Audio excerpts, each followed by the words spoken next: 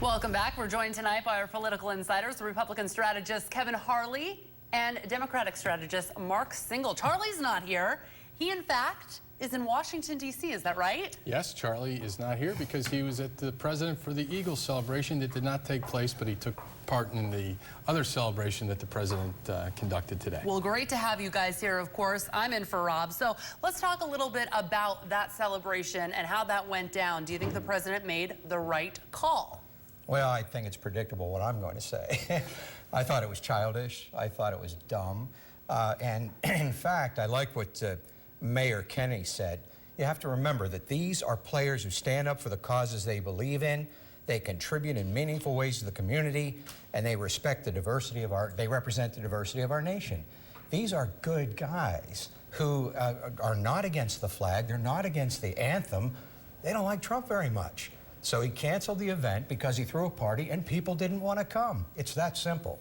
Well, I really don't like, I love football and I love politics, but I don't typically like mixing them together. But I have to defend the president on this.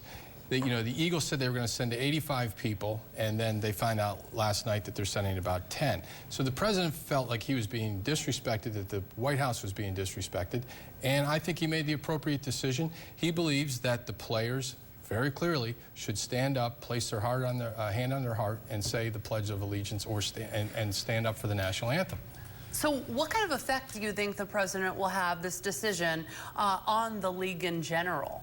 I will tell you, I think that the president, from a cultural standpoint, is doing very, very well across his base, across America on this issue, because most Americans believe that players should stand up for the national anthem. Well, listen, I think we should stand up. I enjoy the flag, and I love saluting when the national anthem is played. But I can't force that on every American. In fact, that's the whole point of our freedoms, and it's freedom of speech. And it's unbelievable to me because the Philadelphia Eagles in particular never took a knee. None of their players took a knee during the entire 2017 season. So to punish them because they simply don't want to attend a photo op with the president is unfortunate. And it's not the first NFL team who's done this, so is this going to be a trend? I mean, well, there's been other sports teams that haven't come to the White House for their celebration. The Golden State Warriors didn't do it last year. If they win again, they probably won't again. I don't know that there's any political benefit to a president by having sports teams there. The first team ever to do it was Mark's Pittsburgh Steelers and Pittsburgh Pirates in 1980 with Jimmy Carter, who then just a couple months later lost Pennsylvania by 7 points. So I don't know if there's any political benefit one way or the other to doing this. Right.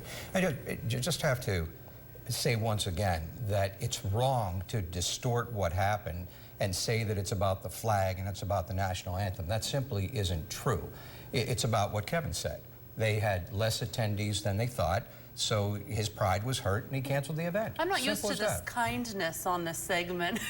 You guys are getting along real well. Well, I do think that the distinction is that Mark made, that the players have a right to do that. Well, the players are employees of their team and who are part of the NFL. So if the NFL says the new rule that you have to stand for the anthem, then they have to stand. Kevin Harley, Mark Singal, thanks so much for being here with me today. And of course, you can hear more from our CBS 21 Political Insider Sunday mornings on Face the State with Rob.